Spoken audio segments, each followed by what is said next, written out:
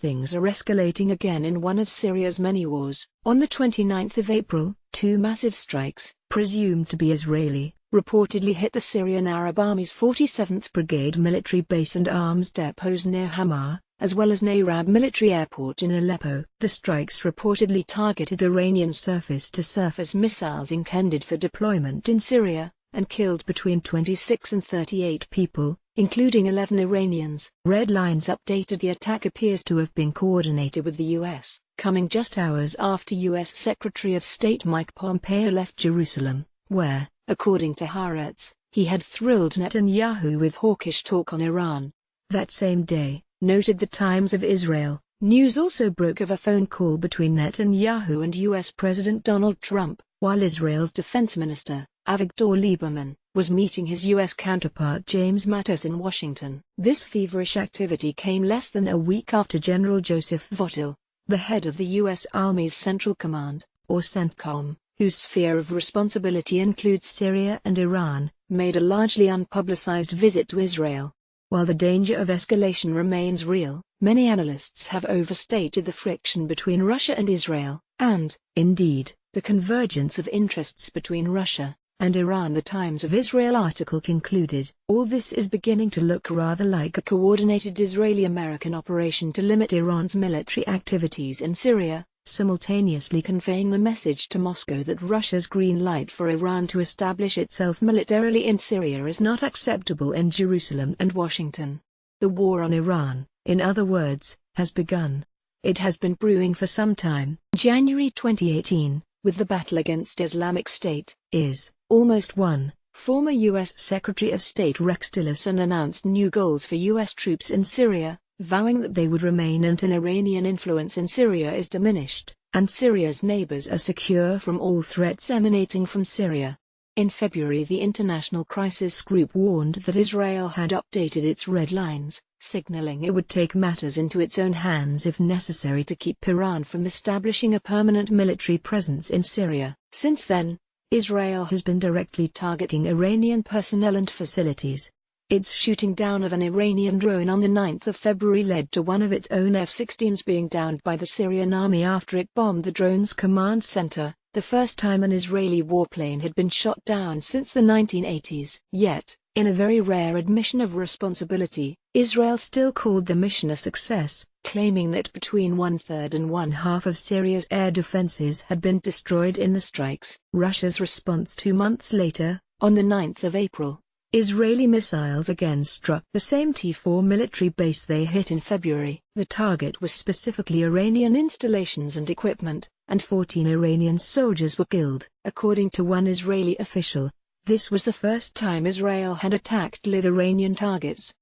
It was also, apparently, the first time Israel had failed to inform Russia to provide advance warning of an upcoming strike, breaking the deconfliction agreement made between Israel and Russia right at the start of Russian entry into the Syrian conflict in 2015. Russia's response was similarly unprecedented, with Russia immediately revealing Israel's role in the attack, and Russian President Vladimir Putin calling Netanyahu to warn him that Israel can no longer expect to be able to attack Syria with impunity. Then, following the US-UK-French airstrikes on Syria on the 13th of April, the chief of the Russian General Staff's main operations directorate, Colonel General Sergei Rudskoy, floated the idea of providing Syria with a powerful Russian-made S-300 air defense system. Russia may believe that the Iranian presence in Iran, as an alternative source of support for President Assad, makes the Syrian government itself less willing to sign up to Russia's diplomatic initiatives. The S-300, capable of tracking up to 100 targets simultaneously over a range of 200 kilometers, would create a no-go situation for Israel if allowed to be made operational by the Syrian regime, according to former U.S. naval officer Jennifer Dyer, who added that the kinds of low-level, preemptive strikes in Syria, the IAF, Israeli Air Force, has executed in the last few years, against Hezbollah targets and the special weapons targets of Iran and the Assad regime, would become virtually impossible.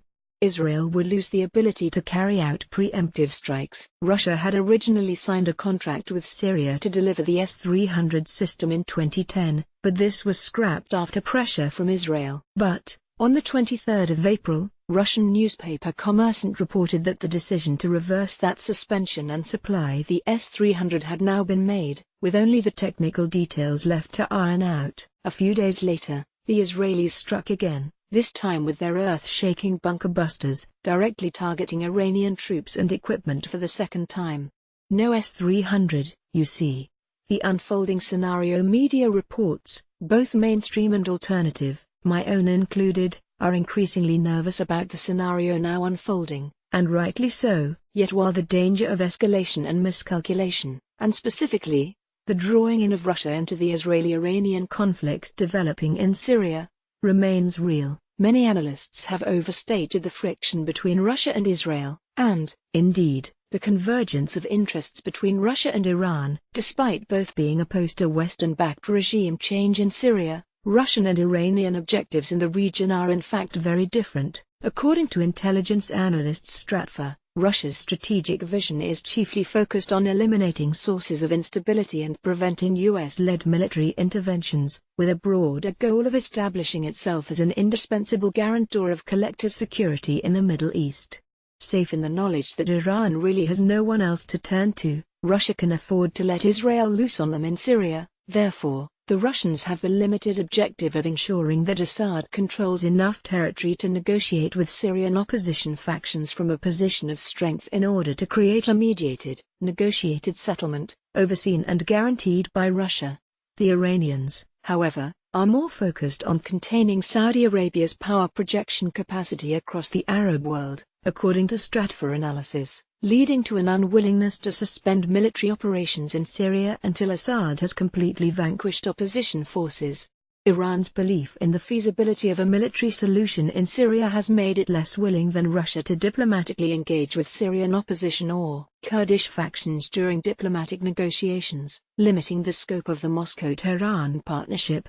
Furthermore, Iran's use of Syrian territory to create a permanent transit point of weaponry to Hezbollah has alarmed Russian policymakers who seek to preserve strong relations with Israel.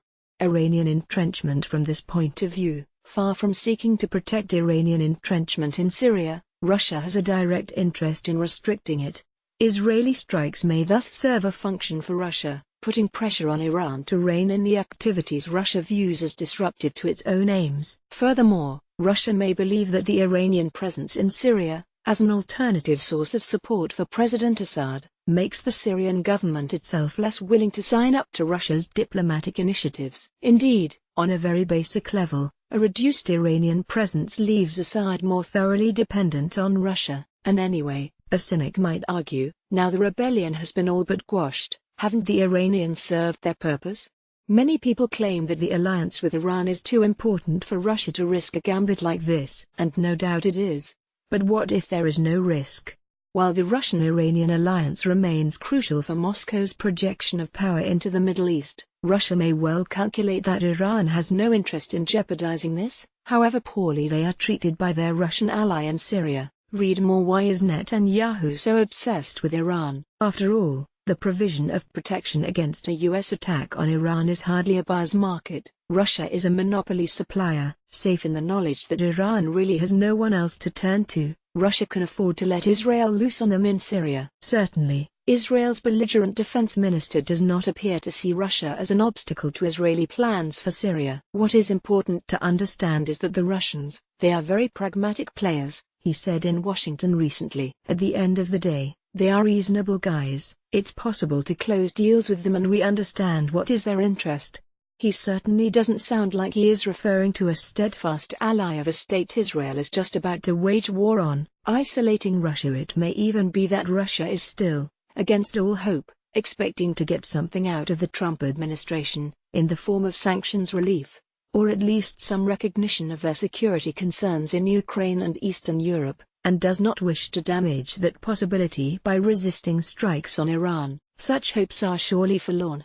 I would like to think Russia is neither so cynical as to stand back and allow Israeli aggression against Iran in order to gain leverage in its own relationship with the Iranians and Syrians, nor so naive as to expect anything from the US. But the omens are not good. Read more. Syria war, a battleground for regional and global supremacy that will not end the failure to deliver the S-300s, or to create any other meaningful deterrent. even after the opening shots in this new war on Iran were fired on the 9th of April, suggests either cowardice or collusion, and the Russians are not cowards. If Russia really is going to allow their erstwhile Iranian comrades to get wiped out, they really should understand that this is not simply a matter of Israel's legitimate security concerns.